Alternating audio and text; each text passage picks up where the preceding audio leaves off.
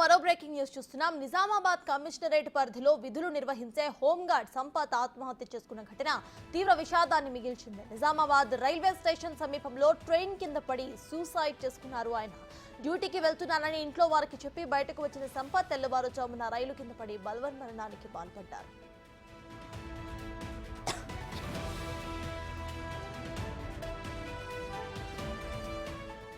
ఎల్లమ్మ గట్టుకు చెందిన సంపత్ కు భార్య, 2 పిల్లలు ఉన్నారు. అయితే సంపత్ గత కొంత కాలంగా అనారోగ్య సమస్యలతో తీవ్రంగా ఇబ్బంది పడుతున్నారు.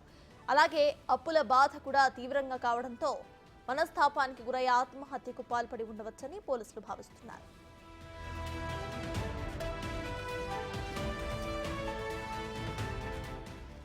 ఇదే విషయంపై పూర్తి డీటెయిల్స్ మా ప్రతినిధి రాజేష్ అందిస్తారు. రాజేష్, చెప్పండి, ప్రజెంట్ అక్కడ అప్డేట్స్ ఏంటి? హోంగార్డ్ సంపత్ ఆత్మహత్య వెనుక రీజన్స్ ఏంటి అనేది పోలీసులు ఏమైనా చెప్తున్నారా?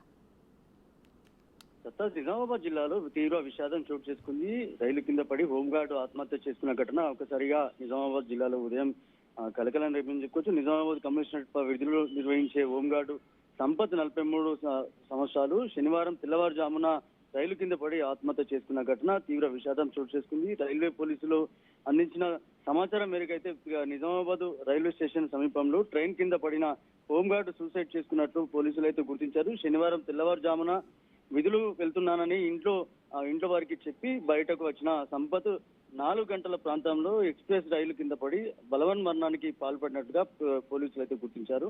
ఎల్లమ్మగుట్టకు చెందిన సంపత్ కు భార్య, 2 పిల్లలు ఉన్నారు. అయితే సంపత్ గత కొంతకాలంగా అనారోగ్యంతో బాధపడుతున్నారు. అలాగే బాధపడుతున్న నేపథ్యంలో ఇప్పటికే అప్పుల బాధతో కూడా తీవ్ర ఇబ్బందులు ఉన్నట్లుగా పోలీసులు అయితే గుర్తించినట్టుగా తెలుస్తుంది. దీంతో మనస్తాపానికి గురైన సంపత్ ఆత్మహత్యకు పాల్పడినట్టుగా పోలీసులు అయితే నిర్ధారించినట్లుగా తెలుస్తుంది. ఇప్పటికే విచారణ చేస్తున్నారు. కేసు అయితే నమోదు చేసుకుని దర్యాప్తు చేస్తున్నారు. కుటుంబీకుల నుంచి ఫిర్యాదు తీసుకున్నారు.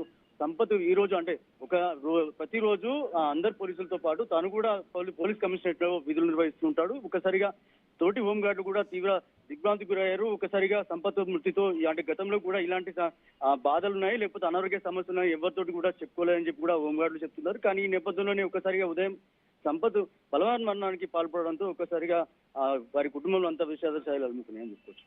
Right, thank you Rajesh.